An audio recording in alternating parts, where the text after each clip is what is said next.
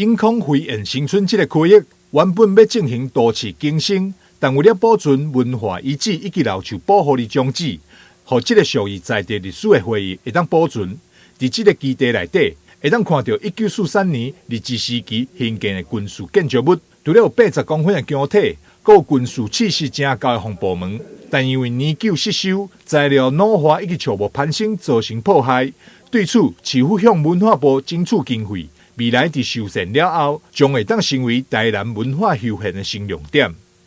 第一项，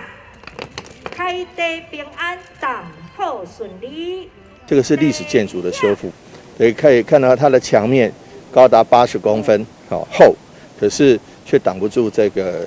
挡得住炸弹，却挡不住这个榕树的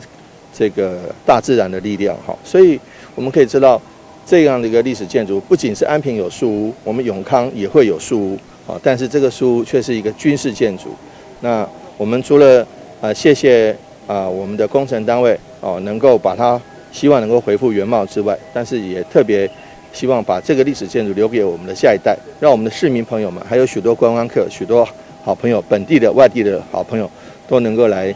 了解。我们永康曾经有过机场，这个机场也曾经有过导航的这个通讯所。我们希望说，这个历史建筑能够让我们更珍贵、更珍惜台南这个古都。